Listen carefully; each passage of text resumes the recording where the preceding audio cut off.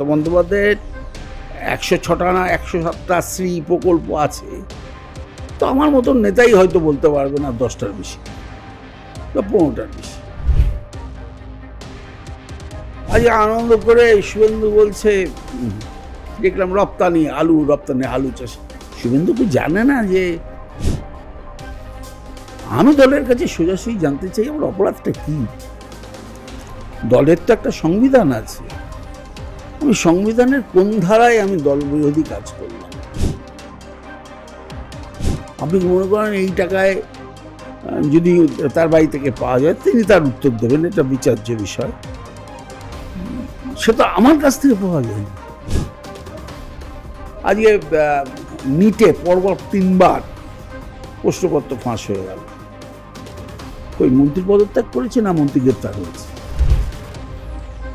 এখন দেখলাম প্রশান্তি কিশোরের বাড়িটা এখানে আছে, সিকিউরিটি ছিল নাকি, উইথড্র হয়েছে।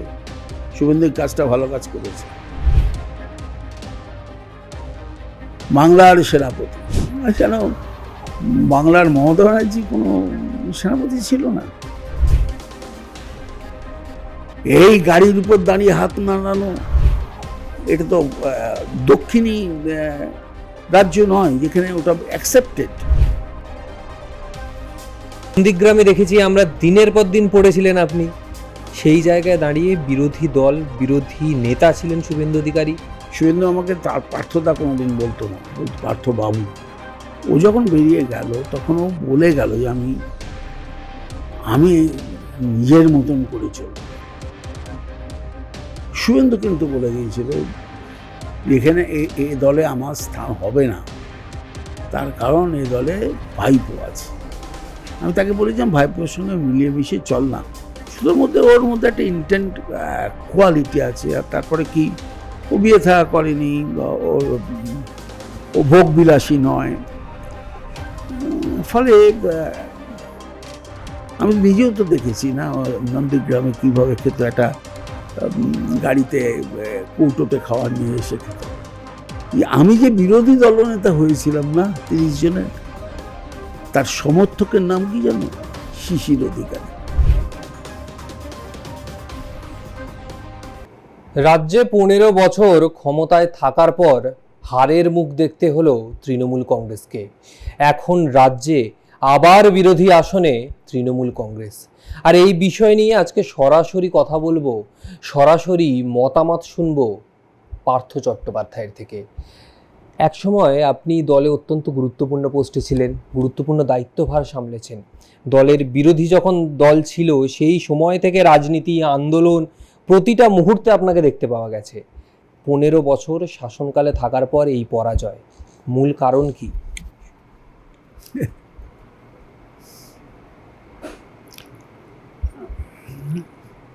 কিন্তু এক কথায় উত্তর দেওয়া যায় না। আমাদের জনপ্রিয়তা কমেছে, এক উত্তরে এক। আমরা যে ধাঁচে আমাদের নেত্রী মমতা বন্দ্যোপাধ্যায় দল তৈরি করেছিলেন, সেই ধাঁচের পরিবর্তন হয়েছে। মানুষ সেই ধাঁচের পরিবর্তনকে সহজে মেনে নিতে পারেনি। একটা গ্রহণযোগ্যতা পার্টির কোথাও যেন পেশাদারিত্ব পার্টি আর মমতা বন্দ্যোপাধ্যায়ের পার্টির মধ্যে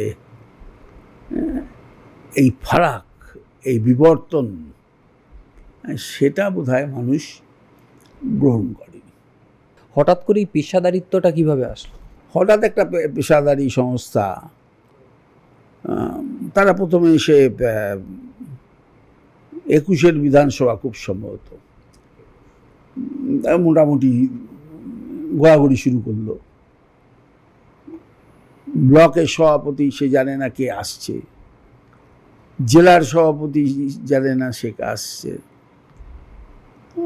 সবাই একটা পেশাদারির ক্ষমতা। একে ফোন করে জিজ্ঞাসা করছে এ কেমন কাজ করে, ও কেমন কাজ করে, 4টে নাম দিয়ে দলকে আরও উজ্জীবিত করছে যে আমরাও তাহলে প্রার্থী হতে পারি। এই গোপনীয়তাটা, এই সংগঠনের উপরে এই যে নির্ভরতা, যার মূল প্রাণ শক্তি মমতা বন্দ্যোপাধ্যায়, তার তো কোনো পেশাদারিত্ব এরকম ছিল না। তিনি তো আন্দোলনের মধ্যে দিয়ে, রক্তের দিয়ে, মাথা ফাটিয়ে, চোখ ফাটিয়ে, পুলিশের অত্যাচারের বিরুদ্ধে গণ আন্দোলন করে, কৃষক শ্রমিকের আন্দোলন করে, কখনো কখনো আইনজীবীর বেশে তিনি লড়াই করে। তার তো কোনো পেশাদারিত্বের দরকার ছিল না। হঠাৎ দলটা কেন একেবারে কি বলবো, বাণিজ্যিক পেশাদারিত্বের সাহায্য নেওয়ার দরকার ছিল, এটা আমি 19-এও মানিনি। যারা সংবাদ ভিতরের খবর জানে তারা জানে যে আমি ওই আইপ্যাক ফাইপ্যাক এদের খুব গুরুত্ব দেওয়ার লোক ছিলাম না।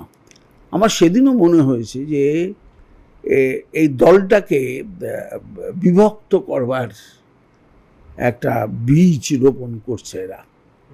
শুনুন, তাদের সাথে আমার ভাবছিল, 21-এ তো আমায় নিজেই বলেছিল আপনি কেন বেহালা পশ্চিমে দাঁড়াবেন, হেরে যাবেন পার্থদা। মমতা বন্দ্যোপাধ্যায় বলেছে। সুব্রত বক্সী বলেছেন পার্থ যদি হেরে যায় তাহলে আমাদের আর সরকার থাকবে না। সব কে এইসব তথ্য দিচ্ছে? এই যে বাবার বদলে ছেলে দাঁড়াক, মার বদলে মেয়ে দাঁড়াক, এই যে একটা চল, এটা তো মমতা বন্দ্যোপাধ্যায় করেনি। এই চলটা এনেছে কিন্তু আইপ্যাক বলছি যে ঠিক আছে, ওনার ইয়ে আছে, তো ওনার মেয়ে দাঁড়া। ধরুন আমার ক্ষেত্রে আমি 5 বার বেহালা পশ্চিম থেকে জেতালো, 4 বার, 5 বারের সময় প্রশ্ন তুলেছিল। আমাকে বলছি যে তুমি ওখানে দাও না, হেরে যাবে, তুমি অন্য কেন্দ্রে দাও, কিংবা তোমার মেয়ে কোথায় আছে বলে মনে হয় আমেরিকায়, আইপ্যাকের কর্ণধারে সেই সময়ের। আমি একটু কথা বলবো। যখন দেখলো যে মেয়েকে এখানে আর রাজনীতিতে নামানোর মতন হিম্মত সেই পেশাদারি সংস্থার কর্মকর্তার হলো না, তখন বললো আমার কেন্দ্র বদল করো। আরে বাবা, সেই কেন্দ্রেই আমি 54,000 ভোটে জিতলাম। মানুষ না কর্ম দেখে, মানুষ ধর্ম দেখে না। এই ধর্মের অবস্থা আমরাই তুললাম, আমাদেরই ভুল রাজনীতি, আমাদেরই ভুল পথ পরিক্রমা। যে ছেলেগুলো দিনের পর দিন ঘুগনি খেয়ে না খেয়ে দেয়াল দিকে দলটাকে বড় করলো, যারা তাদের নেতৃত্ব দিল, একটার পর একটা জেলায় তারা বসে গেল। কেননা আইপ্যাক বলেছে এদের দিয়ে চলবে না। তার বদলে তারা কি এখন সৃষ্টি করলো না, ক্যাশ অ্যান্ড ক্যারি। মেট্রো আছে না, ক্যাশ অ্যান্ড ক্যারি, ভালো করেই মাখো তেল। এটা যদি তৃণমূল নেতৃত্ব সময় মতন জানতো বা জানবার চেষ্টা করত বা তাদের কানে পৌঁছাতো, তাহলে এই সাময়িক বিপর্যয়, যেটা আমি বিপর্যয় পার্মানেন্ট বলে মনে করি না, সাময়িক বিপর্যয়, বিচ্ছিন্নতা, মানুষের সঙ্গে বিচ্ছিন্ন হওয়া, এই ঘটনা ঘটতো না। আপনার এই কথা থেকে একটা কথা বলবো, এই যে সাময়িক বিচ্ছিন্নতার কথা বললেন, যে দলটার নাম ঘাসফুল, তৃণমূল কংগ্রেস, একেবারে তৃণমূলে থাকার কথা, সেই দলই যখন হেরে গেল বিধানসভা নির্বাচনে, তারপর দলের ভিতরের বহু নেতৃত্বরা অভিযোগ করছেন যে আজকে আমি দলের একজন নেতা বা কর্মী বা যাই হোক, দলের একজন সংগঠনের সাথে আমি যুক্ত, দলের একজন কর্মী, আমি ক্যামাক স্ট্রিটের 7 তলায় পৌঁছাতে পারছি না, আমার কোনো বার্তা বা কোনো কিছু আমি বলবো, আমি সেটা পারছি না। আমার অফিসের নিচে, ক্যামাক স্ট্রিট অফিসের নিচে 7 ঘন্টা 8 ঘন্টা থাকার পর আমাকে বাড়ি চলে যেতে হচ্ছে, পুলিশ দিয়ে বলা হচ্ছে যে পারবো না। ঘাসফুলের দল এরকম কর্পোরেটে কি করে পরিণত? আমি বললাম আমাদের এই বিবর্তনের আচরণ পছন্দ করিনি, আমিও তো পছন্দ করি না। আমি তো কর্পোরেটের অনেক বড় জায়গায় থেকে চাকরি ছেড়ে পতাকা ধরতে এসেছিলাম, কোট টাই ছেড়ে দিয়ে পাজামা পাঞ্জাবি পরে ঘুরেছি। তা আমাকে এইসব না বোঝালেই বোধহয় পারতো সেই সময় এই আইপ্যাক। আমি তাদের বলেছিলাম, দেখুন আপনার মতো সংস্থার প্রধানরা না, আমি যখন চাকরি করতাম তখন আমার চেম্বারের সামনে কার্ড দিয়ে বসে থাকতো, আর আপনি এখানে এসেছেন আমাদের বোঝাতে যে মমতা বন্দ্যোপাধ্যায় কীভাবে দল চালাবে তার পরামর্শ। মমতা বন্দ্যোপাধ্যায় নিজের মতন করে দল চালাবে। মমতা বন্দ্যোপাধ্যায় যে মানুষের ঘ্রাণ, আপনারা তা কেড়ে নিয়ে কর্পোরেটের ঘ্রাণ দিতে চাচ্ছেন, এটা ঠিক না। তাই হলো, আমরা নকল করতে গেলাম না, ডিজিটাল পথে চলে গেলাম। আরে একটা কথা আছে না বামপন্থীদের নেতার, তোমরা তোমাদের কায়দায় চলো, আমরা আমাদের কায়দায় চলি। আমরা বোধহয় যে দল আজকে শাসক হলো তাদের কায়দাটা রপ্ত করতে গেছিলাম, কিন্তু মানুষ মমতা ব্যানার্জির দেখা পথটাকে পছন্দ করেই তারা ভোট দিয়েছিল, বিশ্বাস, আশ্বাস, ভরসায়। তো এর পরিবর্তন তো জন্য কাউকে দায়ী করে লাভ নেই। আজকে তো কোনো জেলা সভাপতিকে ডেকে, বাড়িতে ডেকে একটা প্যাকেট দিয়ে যদি বলো গিয়ে দেখো, সে প্যাকেটটা বাড়িতে রেখে দেখাবে, সে দেখার মতন হয় তার মানসিকতা নেই, নয় সে অসত্য বলছে। যে জিনিসটা দরকার কর্মীদের পাশে থাকা, বিপদে পড়লে কর্মীকে বা নেতাকে ছেঁটে দিয়ে নিজেই সুন্দরভাবে থাকা, এটা কোনো সমাজে গ্রহণযোগ্য হবে না, হয়নি।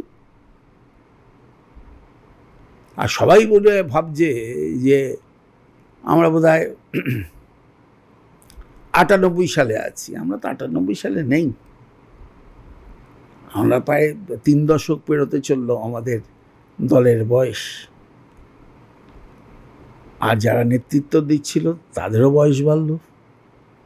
যে নেত্রীকে দেখে আমরা বলেছি তারও বয়স বেড়েছে, তেজ হয়তো নাও কমতে পারে। তো স্বাভাবিক নিয়মে যেটা হওয়ার কথা ছিল সেটা কার্বাইড দিয়ে পাকিয়ে করবার কোনো দরকার ছিল না। আর বাহো বলে যারা করলো তা তো অন্যায় করছে। অনেকে মুখ টুক খুলছে না এখন। তখন সেনাপতি তখন কি হয়েছে, সেনাপতি চারিদিকে, বাংলার সেনাপতি। কেন বাংলার মমতা ব্যানার্জি কোনো সেনাপতি ছিল না? সে নিশ্চয়ই সেনাপতি হতে পারে, কিন্তু তার আগে তাকে সৈন্য হতে হবে, সৈন্যের অভিজ্ঞতা রাখতে হবে, তারপর সে সেনাপতি হবে। সেনাপতি হওয়াতে কোনো বাধা ছিল না কারোর কাছে। হঠাৎ রাতারাতি আমাদের দলের কি বলো ওটাকে, যোগটা কি, আমাদের দলের স্ট্রেংথটা কি? স্ট্রেংথ মমতা, সরল সাধারণ জীবনযাপন, তার মানুষের সঙ্গে কথা বলা, যোগাযোগ রাখা, সেগুলো কি রিপ্লেস করে দিল পেশাদারি সংস্থা? তা হয়?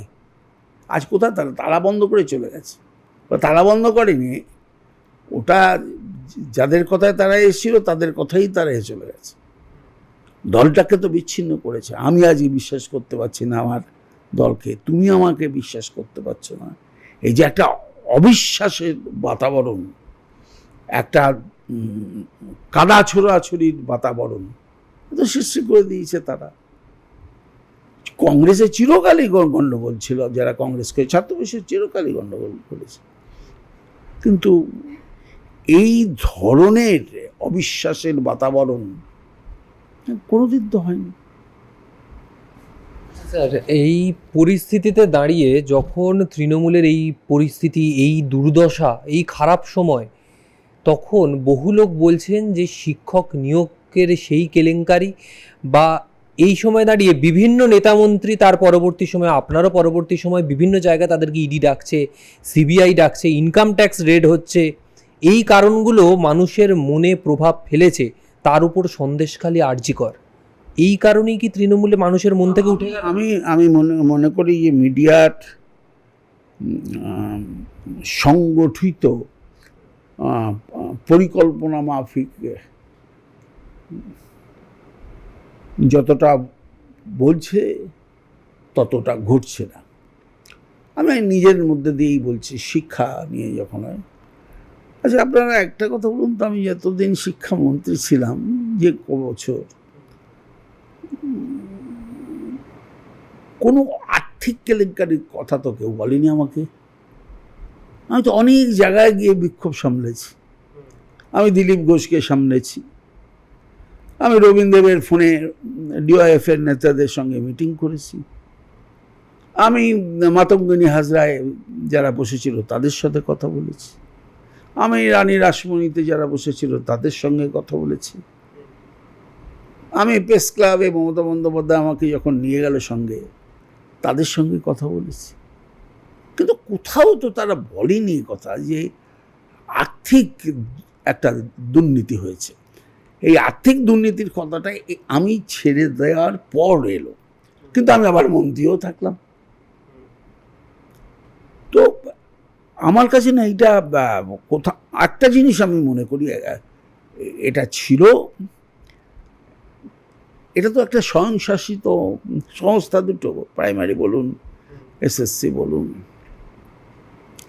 আমি কোনোদিনই তাদের কাজে হস্তক্ষেপ করবার আইনগত সংবিধানসম্মত কোনো অস্ত্র ছিল না। কারণ সেটা হচ্ছে এক্সিকিউটিভ ফাংশন, আমি এক্সিকিউটিভ হেড ছিলাম না। সেটা চিফ সেক্রেটারি দেখতে পারতো, প্রিন্সিপাল সেক্রেটারি এরা দেখতে পারতো, কিন্তু আমার পক্ষে দেখা সম্ভব ছিল না। যখন সম্ভব হয়েছে, বিক্ষোভ হয়েছে, আমার বিকাশ ভবনের সামনে বিক্ষোভ হয়েছে, আমি তো গেছি, গিয়ে বলেছি, কথা বলেছি, অন্বেষণ করছিল, ভাঙিয়েছি। এখন তো শুনি তাদেরও চাকরি গেছে। তো এটা কি দাঁড়ালো? মানে আমি একটা জিনিস বুঝলাম, বেআইনি বেনিয়ম যদি সেই সংস্থা করে, তাহলে সেই সংস্থাকে ডেকে বলা যে এইগুলো বেআইনি হয়েছে, এগুলোকে তোমরা আইনগতভাবে তোমাদের যে রুলস আছে সেই রুলস হিসাবে ব্যবস্থা গ্রহণ করো। সে কথা তো আমিও বলে এসেছি। সে কথা তো আগে রেজি গোপাল মুখোপাধ্যায় আমার ঘরে শিল্পমন্ত্রী হিসেবে যখন কাজ করছি, সে ঘরের মিটিংয়ে এই একই কথা বলেছি। আমার যদি মনে হয় যে 26,000-এর মধ্যে 5,000 লোক খারাপ, তাহলে 21,000 লোকে কেন পরীক্ষায় বসাবো? তার মানে চাকরি হারা, যেমন বুদ্ধিজীবী একটা নতুন ওয়ার্ড আমরা পেয়েছিলাম, যেমন আমরা চাকরি চাই, বেকার থাকবো না, এই বলে আমার টাইমে যে বিক্ষোভগুলো হয়েছিল, হঠাৎ সেটা বদলে গেল চাকরি হারাদের। তাহলে এই যে দৃষ্টিভঙ্গির অভাব, যে সবাইকেই আমি চাকরি খেয়ে নিলাম। আরে 2.5 লক্ষ চাকরি হয়েছে ডিউরিং, যখন আমি এডুকেশন মিনিস্টার ছিলাম, যখন মুখ্যমন্ত্রী মমতা বন্দ্যোপাধ্যায় ছিলেন। তো তার মধ্যে 5,000-এর গণ্ডগোল বের করে হই হই হই হই রব তুলে, এখানে টাকা পাওয়া গেছে, ওখানে গয়না পাওয়া গেছে, এই একটা মুভ, এটাকে খুব ছোট ভাববেন না। যে এটা যে ওইটা দেখিয়েই যে কাউকে ফেলে দেওয়া যায়, তাঁবুর একটা মেজ খুঁটিকে ভেঙে দিলে সার্কাসের তাঁবু হোক আর যে তাঁবু হোক, তাঁবুটা বেঁকে যায়, এটা বোঝার ক্ষমতা তখন হয়তো আমার কর্ণধারদের ছিল না, কিংবা তার আনন্দ পেয়েছিল হয়তো। নাইলে চাকরি হারারা ক্যামাক স্ট্রিটে বিক্ষোভ দেখাতে যাবে কেন? তারা তো কালীঘাটে যাবে, নবান্নতে যাবে, বিকাশ ভবনে যাবে। তারা কালীঘাট ছেড়ে, নবান্ন ছেড়ে, বিকাশ ভবন ছেড়ে ক্যামাক স্ট্রিটে চলে যাবে। এটা আমার উত্তর আজকে আমি খুঁজছি। আর যদি অনিয়ম হয়ে থাকে, তাহলে সেটা 2009-এর, 2010-এর, 2011-র, 2012, 2013-এর এগুলো কোনো অনিয়ম হয়নি। নাট্যকার, অভিনেতা, সুশিক্ষক, অধ্যাপক, বার্তাবাবু বলুন তো, এটা উনি কার্ল মার্কসের বই ছুঁয়েই বলতে পারেন, কিংবা গীতা ছুঁয়ে বলতে পারেন। এটা কি সত্যি? সত্যি নয়। এই যে তাড়াতাড়ি ক্ষমতায় যাওয়ার, না না মিছিলে হেঁটে বেশ কিছু লোক বই লিখে অন্য পেশায় থেকে যে দাঁড়ানো, তারা দলের ব্যথা বুঝবে না। আমি আজকে ব্যথা বুঝি, তাই চুপ করেছিলাম, চুপ করে আছি যে আমি একটা খুললে এর একটা রিপার্কেশন এমন হবে যেটা শুধু দলকে বিড়ম্বনায় ফেলবে না, বিড়ম্বনায় ফেলবে বাংলার হাজার হাজার কর্মীকে। তাদের কথা শুনে চুপ করে, তাদের মনে ঢুকিয়ে দেওয়ার চিত্র জেনেও আমি চুপ করেছিলাম। কিন্তু চুপ মানেই তার চিরদিন কেউ চুপ থাকবে না। আমি চুপ ছিলাম, শব্দ দিয়েছে জনতা। আপনি বললেন না এইসব কারণে হয়েছে কিনা, জনতা দিয়েছে। অভয়াকাণ্ড, ধরুন অভয়াকাণ্ড কে এসে এই যে যদি অন্যায় হয়ে থাকে তাকে আমরা শাস্তি দিতে পারলাম না। আমি যখন জেলে ছিলাম, যাকে শাস্তি দিয়েছে সে আমার সঙ্গে দেখা করলো। তার থেকে আমি চেষ্টা করলাম যে ভুলটা আমাদের কোথায় হয়েছে, কিন্তু বলবার শুনবার লোক নেই।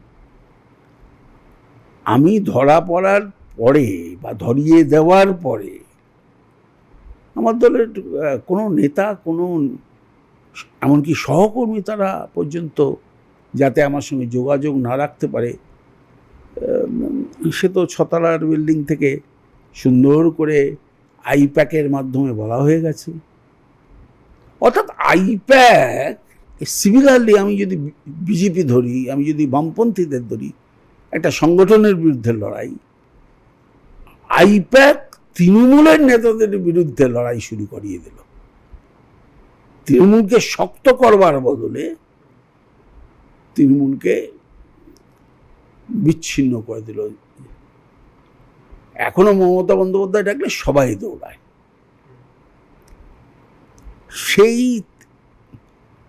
যে কি বলে মানুষের মধ্যে যে ছবিটা, সেই ছবিটা তো মমতা বন্দ্যোপাধ্যায় সঠিক তথ্য না জানার ফলে, সঠিক সিদ্ধান্ত না নেওয়ার ফলে ক্ষতিগ্রস্ত হয়েছে।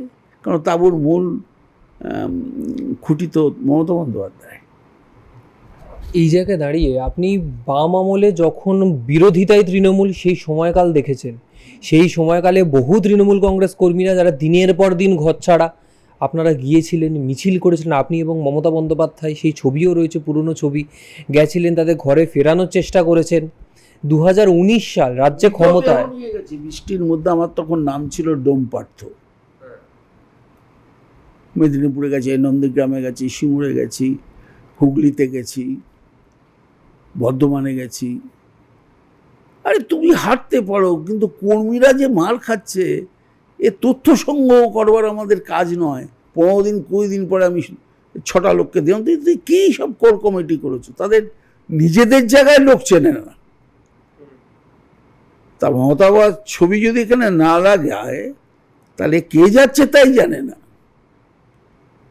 তৃণমূলের সিম্বলটা যদি এখানে না থাকে, কে যাচ্ছে তাই জানে না। তাদের তুই বলছো গিয়ে আমাকে খবর দিতে হবে। যারা দেরি তো করে ফেললো, এরা দেখে কি করবে? তোমার আসামের যে ঘটনা ঘটছে, যার আসামে থাকার কথা, তথ্য সংগ্রহ করার কথা, সে পশ্চিমবঙ্গের তথ্য সংগ্রহ করছে। এই যে দ্বিচারিতা, যে একটা উর্দু সংবাদপত্রের ওনার বা এডিটার, তাকে বলা হচ্ছে তুমিও যাও, কিরম হবে? সে তো নিজের ব্যবসা ছেড়ে 2 দিন যাবে না, সে গেছে কবে? রাজ্যসভায় যেতে পারে, সবাই তো সুব্রত বক্সী হবে না। যে করেছে রাজ্যসভায় টিএডি এর দরকার নেই, এখানে বসে থাকি। সবাই মুকুল রায় হবে না, এমনকি সবাই শুভেন্দু হবে না। আমাদের কিন্তু আত্মবিশ্লেষণ করবার সময়, যা করেছি বেশ করেছি, এই করবই তো বলে বোধহয় নৃত্য করবার সময় এখন নয়। এই বলার লোক কমে গেছে, তাই বলছে। আমি আত্মসমালোচনা করবো না, ঠিক আছে, আমার ইভিএম মেশিন, আমায় দেরিতে ভোট গণনা সব মানছি, কিন্তু আমি এটা ভাববো না যে 211 থেকে আমি কেন 80 হলাম।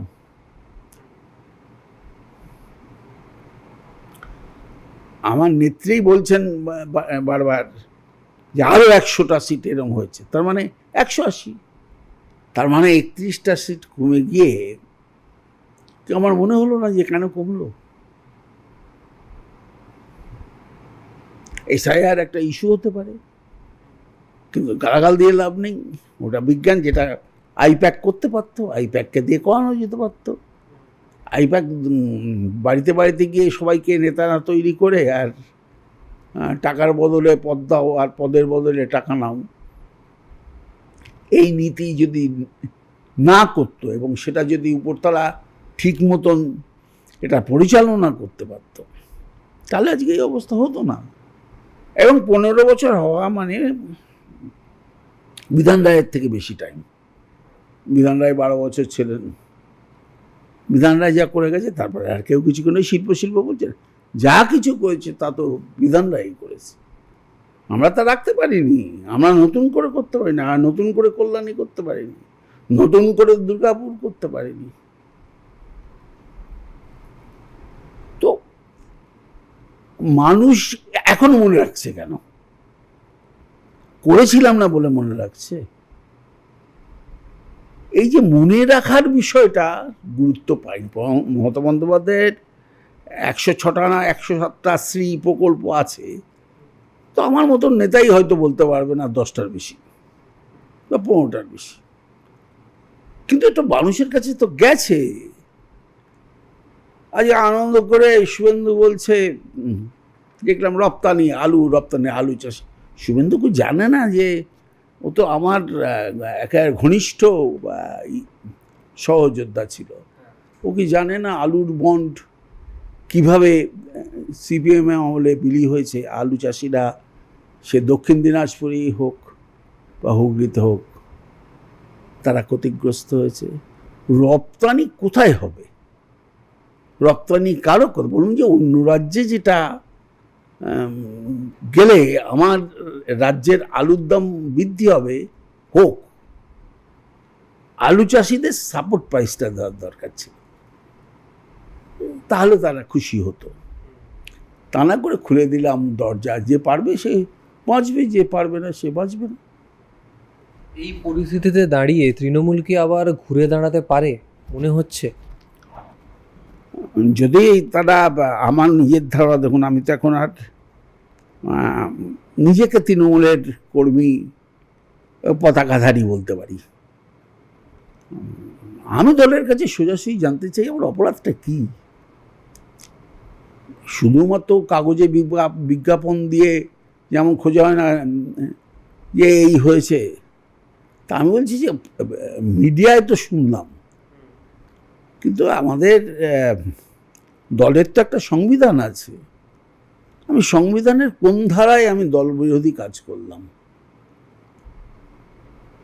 আমি তো সংস্থাকেই হেল্প করেছি, ইডি সিবিআই তাদেরই হেল্প করছি। কই সুজিত বোস তো সাসপেন্ড হয়নি, অনুব্রত মণ্ডল তো সাসপেন্ড হয়নি, বালু তো সাসপেন্ড হয়নি, দেবাশিস কুমার তো সাসপেন্ড হয়নি। এই জায়গা থেকে একটা কথা বলবো যে অনেকে বলছেন যে তাদের কারুর ঘর থেকে বা তাদের কারুর পরিচিত ফ্ল্যাট থেকে টাকা দেখতে পাওয়া যায়নি, যেটা আপনার পাওয়া গেছে এবং সেই কারণে আপনাকে নাকি সাসপেন্ড করা হয়েছে।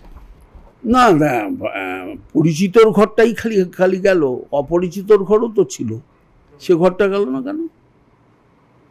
আপনি কি মনে করেন এই টাকায় যদি তার বাড়ি থেকে পাওয়া যায় তিনি তার উত্তর দেবেন, এটা বিচার্য বিষয়? সে তো আমার কাছ থেকে পাওয়া যায়নি, তা আমাকে কেন শাস্তি দেয়? আপনার কোন পরিচিত অধ্যাপক, সে একটা আইনি জালে জড়িয়ে পড়েছে, তাই জন্য আপনাকে বলবে যে আপনাকেও গ্রেপ্তার হতে হবে আপনার পরিচিত বলে, নাকি আমাকে গ্রেপ্তার করে ওইটাকে যুক্ত করাটাই ষড়যন্ত্রের কাজ? আমি সেটাই খুঁজে বেড়াচ্ছি ভাই। আমি কিন্তু তথ্য প্রযুক্তি মন্ত্রী ছিলাম, এটা ভুলে গেলে চলবে না। সেই সময় ছিলাম যখন শ্যামপিত্তদাকে ডাকছি, যখন ইনফোসিসের কর্ণধার কান ডাকছি, তারপর তো সব বন্ধ হয়ে গেছে। তারপরে তো 4 টাইম 5 টাইম শিল্প বেড়েছে, একটা ভারী শিল্প আসেনি। যেদিন আমি প্রথম বেরোই এখান থেকে, আমি বুদ্ধবাবুকে সম্মান জানিয়েছিলাম, শোক, কারণ আমি তখন জেলে ছিলাম। আমি প্রতুলদাকে সম্বর্ধনা মানে শোক জ্ঞাপন করেছিলাম, আমি জেলে ছিলাম। আমি কেশরীলাল ত্রিপাঠী রাজ্যপাল মারা যাওয়ার খবর, আমার এদের সঙ্গে সম্পর্ক ছিল বলেই আমি সম্মান জানি। একটা কথা বলেছিলাম, ভাতা ক্ষণস্থায়ী, কর্মসংস্থান চিরস্থায়ী। আমি আজও মনে করি আমার কর্মসংস্থানের জন্যই তো জেল যেতে হয়েছে, চুরি করে জেল যেতে হয়নি। চুরির তো কোনো অভিযোগ এখনো পর্যন্ত কোর্টে কেউ বলতেও পারলো না, আর আমি জীবনে নিই না। আমার বাড়ি দেখতেই তো পাচ্ছেন, অনেক কাউন্সিলররা এর থেকে বড় বাড়িতে থাকে, অনেক পঞ্চায়েত প্রধানরা এইসব ভাঙচি টংচে দেখছি, আমি দেখে তো ঘাবড়ে যাচ্ছি। আমার থেকে বড় বাড়িতে থাকে, আর আমি একটা বড় চাকরি করে এইটুকু করবার ক্ষমতা নিশ্চয়ই মা বাবার আশীর্বাদে আমার ছিল। এই যে একটা চাকরি খাওয়া একেবারে ভুল ডিসিশন। আজকে নিটে পরপর 3 বার প্রশ্নপত্র ফাঁস হয়ে গেল। কই মন্ত্রী পদত্যাগ করেছে না মন্ত্রী গ্রেপ্তার হয়েছে? এখানে মন্ত্রীকে এনে গ্রেপ্তার করলেন কেন? আর মন্ত্রীকে এনে যখন গ্রেপ্তার করলেন, সেই সরকারই গ্রেপ্তার করলো যে সরকার তখন আমি রিপ্রেজেন্ট করি, অর্থাৎ আমি ছিলাম সেই সরকার। আমাদের সরকারের নীতিকে এক্সিকিউটিভ অথরিটির মাধ্যম দিয়ে তাকে প্রতিপালিত করেছি। আমি তো মহাসচিব হিসাবে দলের সহকর্মীদের সঙ্গে রাস্তায় বসে মন্ত্রিত্ব সামলেছি, অবারিত দ্বার ছিল আমার। তাই জন্য আমি না ভাবি মাঝে মধ্যে যে একদিকে বলছি বেকার যুবকদের চাকরি চাই, আর অন্যদিকে বেকার যুবক যাদের চাকরি ছিল তারা খেতেও চাই। এই নীতি মানুষ গ্রহণ করে। আমাকে যদি অভিযুক্ত করে, আমি বলবো যে আমাকে অভিযুক্ত করে লাভ নেই, কোনো লাভ নেই, কেন আমি অভিযুক্ত নই। খুব যদি ভুল না করি, দিনটা 21শে জুলাইয়ের পরবর্তী দিন 22শে জুলাই ছিল। সেদিন রাত্রিবেলায় এই বাড়িতেই রেড হলো। সেই সময় আইপ্যাকের সাথে তৃণমূল চুক্তিবদ্ধ। আপনি আগেও বললেন যে গ্রাউন্ড লেভেলের যারা কর্মী, যারা দলে এতদিন নেতা মন্ত্রী হোক বা কর্মী হোক, তাদের সাথে উচ্চপদস্থ নেতৃত্বের যোগাযোগটাই আইপ্যাকের থ্রুতে, যোগাযোগ বিচ্ছিন্ন। সেই কারণেই কি আপনার কথা নেতৃত্বের কাছে পৌঁছলো না, বা আপনার কথাটা ভেবে দেখলো না মাঝখানে আইপ্যাক থাকার কারণে? আমি জানি না আইপ্যাক ছাইপ্যাক কাদের নিয়ে। আমি তো তখন যাকে দেখতাম সবাই বলতো প্রশান্ত কিশোর। এখন দেখলাম প্রশান্ত কিশোরের বাড়িটা এখানে আছে, সিকিউরিটি ছিল নাকি, উইথড্র হয়েছে। শুভেন্দুর কাজটা ভালো কাজ করেছে। এই যাকে তাকে একটা করে সিকিউরিটি দিয়ে দেওয়া, মানে জমিদারদের মতন। আমি শুভেন্দুকে শুভেচ্ছা জানাই যে এই সাহসটা সে দেখিয়েছে, কারণ শুভেন্দু নিজেও জানে যে আমি বিরোধী দলনেতা হিসাবে কোনো কিন্তু সিকিউরিটি নেইনি, বা আমি এখনও আছে মন্ত্রী থাকাকালীন বা মন্ত্রী যখন ছিলাম, মানে জেলে ছিলাম, আমার সিকিউরিটি আমারই শাসক দল তাও তো কমিয়ে দিয়ে 1-2 করেছে, বা আমার হাউস সিকিউরিটি, মানে হাউস সিকিউরিটির কথা বলছি, সেগুলো তো করেছে। আমাদের তো কিছু এসে যায় না তো। আমি তো সিকিউরিটি নিয়ে ঘুরিনি, আমি তো জনতার মাঝে ছিলাম। আমি তো জনতার মাঝে মমতাকে নিয়েছিলাম, আমি তো অন্য কিছু করিনি। আমার অন্য কিছু তো আসেনি মনে। সিকিউরিটি তাদেরই প্রয়োজন যারা ভয় পায় মানুষকে। আমি মানুষ দেখলে আনন্দিত হই, ভয় পাই না। আমি মমতা বন্দ্যোপাধ্যায়কে এই কারণেই নেত্রী বলে মনে করি, তিনি জনতা তৈরি করতে পারেন। আর সেই জনতায় যারা ক্ষমতা তৈরি হয়, আর ক্ষমতার ভাগীদারি হতে গিয়ে জনতাকে যারা ছাড়ে, তাদের চিহ্নিত করা উচিত ছিল। পাশে দাঁড়ানো উচিত ছিল। হাজার হাজার কর্মীরা, প্রবীণ নেতারা, তাদের অভিজ্ঞতা, ৭৪ জন বিধায়ককে তুমি বসিয়ে দিলে।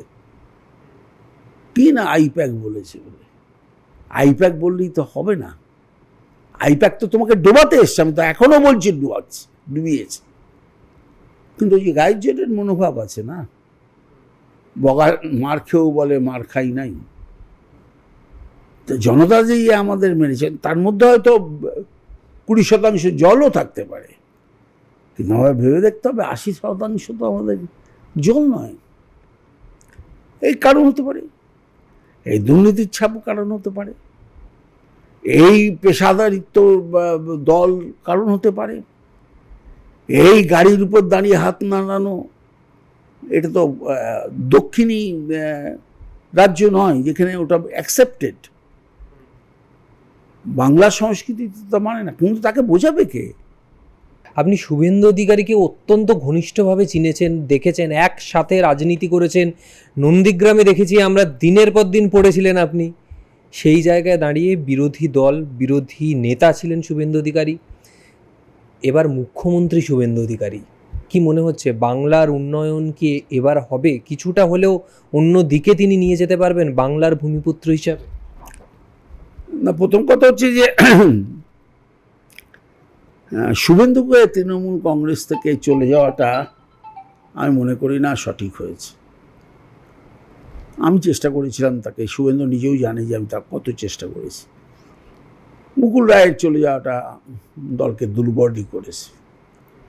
এরকম অনেক নেতার নাম বলতে পারি দুর্বলই করেছে, কিংবা সুব্রত বক্সী ওরকমভাবে বসে থাকা আর খালি চিঠি সই করা, তার বাদে গিয়ে কোনো কাজ না করা, এই মুখগুলো যখন সরে যায় না।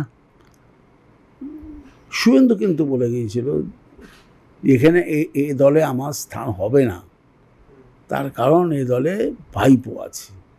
আমি তাকে বলেছিলাম ভাইপোর সঙ্গে মিলিয়ে মিশিয়ে চলো। শুভেন্দু আমাকে তার পার্থদা কোনোদিন বলতো না, বলতো পার্থবাবু।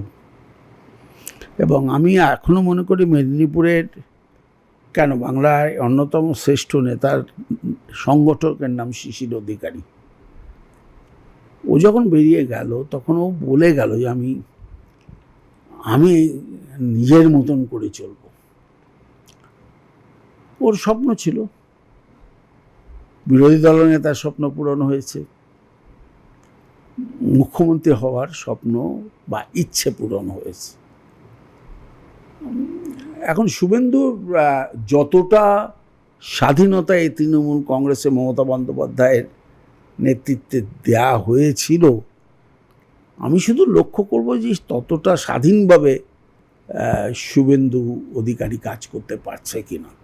আমার তো শুভেচ্ছা থাকলোই, কিন্তু পাচ্ছে কিনা একবার আমি দেখব। আর এই যে এজেন্ডা মাফিক কাজ, শুভেন্দুর তো কোনো এজেন্ডা না, এই যে এজেন্ডা মাফিক কাজ, এই ফাইল খুলবো, ওই ফাইল খুলবো, ওকে মারবো, ওকে জেলে ঢোকাবো, এই মনোভাব, এটা কোনোদিন শুভেন্দুর ছিল না।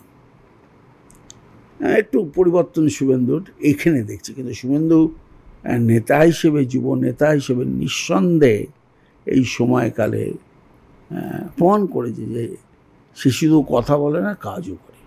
এখন আমার দেখার সে বাংলার হয়ে কতটা কাজ করবে, সে সত্যর পাশে কতটা দাঁড়াবে, বা তার না বলা কথা সে কতটা বলতে পারবে। শুধুমাত্র লিস্ট দেখে কাজ করাটা শুভেন্দুর পক্ষে, মতন ছেলের পক্ষে কতদিন অক্সিজেন নিয়ে থাকবে আমি বলতে পারবো না। কিন্তু আমার প্রচুর একটা, এই অল্প বয়সে 55 বছর 56 বছরে সে মুখ্যমন্ত্রী হয়েছে, সে তো মমতার থেকেও কম বছর বয়সে মুখ্যমন্ত্রী হলো।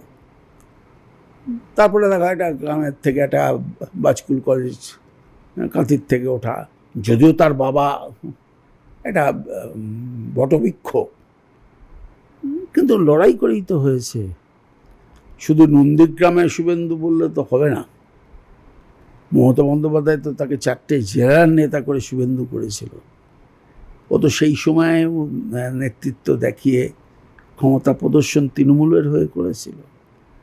শুধুর মধ্যে ওর মধ্যে একটা ইন্টেন্ট কোয়ালিটি আছে। আর তারপরে কি, ও বিয়ে থাকা করেনি, বা ও ভোগবিলাসী নয়।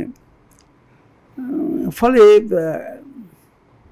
আমি নিজেও তো দেখেছি না, নন্দীগ্রামে কীভাবে খেত, একটা গাড়িতে কৌটোতে খাওয়ার নিয়ে এসে খেত, আর কোলাঘাটের এসে জামা কাপড় বদল করতো। এই তো শুভেন্দু।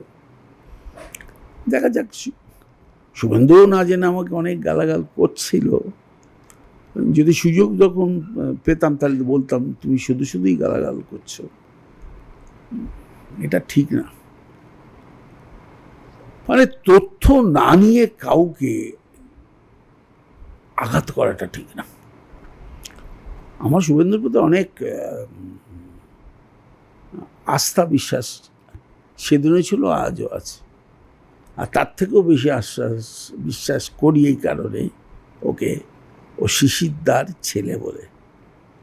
আমাকে শিশিরদার যেভাবে এই বলে নিয়ে আজকে এই কথাটা, আমি যে বিরোধী দলনেতা হয়েছিলাম না 30 জনের, তার সমর্থকের নাম কি জানো? শিশির অধিকারী। উনি বলেছিলেন পার্থক্যই করতে হবে। আর আমাকে সবসময় বলতো, লিডার কেমন আছো, মেদিনীপুরে আসলে খরচা করবে না কিছু, সব আমি দেখব, খাবে আমি যা বলবো। এই ব্যক্তিগত সৌজন্য দিনগুলো সব না নষ্ট, এইটাই খারাপ লাগছে, বুঝলে? এই যে উঠে দাঁড়াবে ঘুরে দাঁড়াবে বলছে না, তুমি তোমার যা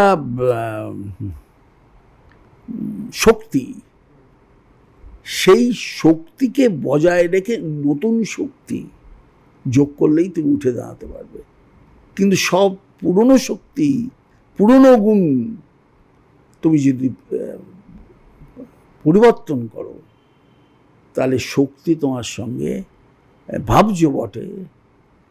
অনেক লোক আছে না, গ্যাস দিয়ে বলে যে তুই খেলতে পারিস না, বলে দারুণ খেলেছিস, মার খেয়ে রক্ত বেরোচ্ছে, বলছেন তোকে তো রক্ত বেরোচ্ছে, কী হলো তোর, এরকম আছে না? আশা করি তার যারা এটা করলো, আমি অভিষেককে শুধু এইটুকুই বলবো যে এই যে কাদা ছুটিয়ে কাদা ছোটানোর রাজনীতি, একবার জেলগুলো ঘুরে আসুক, যে কত লোক আছে ওর ডায়মন্ড হারবার কেন্দ্রের, কত কর্মী আছে যারা আজকে জেলের মধ্যে আছে শুধুমাত্র তৃণমূল কংগ্রেস করবার জন্য। কোনদিন জেলে গিয়ে তাদের সাথে কথা বলেছে? কোনদিন পাশে দাঁড়িয়েছে? শুভেন্দুকে দেখেছেন একটা বাচ্চা মেয়েকে নিয়ে আর বউকে নিয়ে গিয়ে আইনি সহায়তা কেন্দ্রে গিয়ে বলছে কোথায় ওসি? মানুষ এই দৃশ্যগুলো দেখতে চায়। মানুষ, আমাদেরই সরকার হেলথ ডিপার্টমেন্ট, আমি আলাদা করে আরেকটা সরকার নিয়ে চলে গেলাম সেবাশ্রয়। এগুলো আমি বলবো নেত্রীর এইখানেই বোধহয় দুর্বলতাই নেত্রীকে দুর্বল করেছে। এছাড়া তো আমি মনে করি না যে মানুষ রায় দিয়েছে, ঠিক আছে। এটা, আর আমি এটাও জানি না দিদিকে কে বোঝালো যে তুমি পদত্যাগ করো না। আমি জানি না কোন বুদ্ধিদা তারা, কেননা যে সংবিধান নিয়ে বিধানসভায় ঢুকে আমার ঘরের সামনে এসে উনি সংবিধান নিয়ে বলছে, এই সংবিধান আমাকে দেখুন, বুদ্ধবাবুর আমলে যা ভাঙাচোরার গল্প আপনারা শুনে বলেন, আমিও নাকি থাকতে ছিলাম, আমি বিরোধী দলের কাছে। তো সেই মহিলা কি সংবিধানকে সম্মান দিতে পারে না? নিশ্চয়ই পারে। কী হতো, গিয়ে দিতাম, একদিকে বিরোধী দলনেতা কে হবে তার মিটিং ডাকছি, আবার অন্যদিকে আমি বলছি আমি মুখ্যমন্ত্রী এখনও আছি। আমি এই ছোটো নিয়মগুলো আমি কিছুতেই আজও বুঝতে পারি না। হয়তো বুঝতে পারবো, আমি এখন বোকা হয়ে গেছে, হয়তো বুঝতে পারবো, কিন্তু শুভবুদ্ধি যারা দিতে চায় দলকে, তারা একবার দেখুক। যেমন আমি যদি হতাম, আমি একবার ফ্র্যাঙ্কলি আজকে বলছি, আমি যদি অভিষেকের জায়গায় হতাম, তাহলে মমতা বন্দ্যোপাধ্যায়ের কাছে গিয়ে বলতাম যে আমি চেষ্টা করেছি কিন্তু মানুষ গ্রহণ করেনি, আমি আমার পথ থেকে সরে দাঁড়াচ্ছি। কি ক্ষতি হতো? হঠাৎ রাস্তায় চা খেলেই লোকে গ্রহণ করবে না, কারণ সারা জীবনই তো রাস্তায় চা খাওনি, তাই না? এইগুলো হচ্ছে সংসদীয় রাজনীতির পাঠ। সেটা তো করলো না কেউ, না করলো আমার নেত্রী, না করলো আমার ভাই, আমার ভাতৃসম পুত্র বা আমার পুত্র সম ভাইপো। এগুলো তো তাদেরকে কেউ বলবে। অনেক সময় হয় কি, আগুনের সামনে নেতার পরীক্ষা দিতে হয়। এখানে তো আগুনই জ্বলেনি, কিন্তু নেতা তৈরি হয়ে গেল। আমার হলে তো তোই বলতাম, আমি যদি আজও সময় পাই, যদি আজও আমাকে কেউ ফোন করে, তাহলে আমি এইটুকু বলবো যে তুই এই দায়িত্ব মেনে নে যে আমি বলেছিলাম যে একটা সিট হলেও বাড়বে, তা হয়নি। তোর তো বহু বছর পর, তুই তো এখনো 40, 41, 42 বছর তোর বয়স, তাও বোধ হয় না। 87 জন্মেছে, নভেম্বর 7 নভেম্বর, তো অনেক দূর যাওয়ার কথা। তুই কেন মানবি না এটা? যা দিদিকে স্ট্রেংথ দে। আমি হয়তো তাই দিতাম। আর আপনাদের মাধ্যমে বলছি যে আমাকে যদি শোকজ বহিষ্কার করে থাকেন, দয়া করে চিঠি একটা আমার কাছে পাঠান, যাতে আমি একটা উত্তর দিতে পারি। তদন্ত ছাড়াই আপনি কী করে করলেন? যে লোকটা 22 তারিখ পর্যন্ত আপনার মন্ত্রী, আপনার দলের মহাসচিব,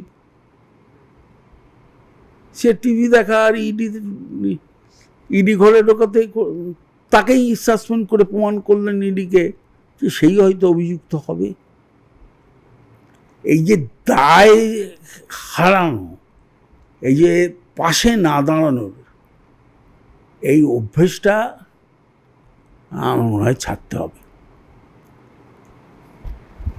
বাংলায় পরিবর্তন হলো, আর এই পরিবর্তন বিভিন্ন কারণের জন্য আজকে তৃণমূলের এই সংখ্যায় দাঁড়াতে হলো।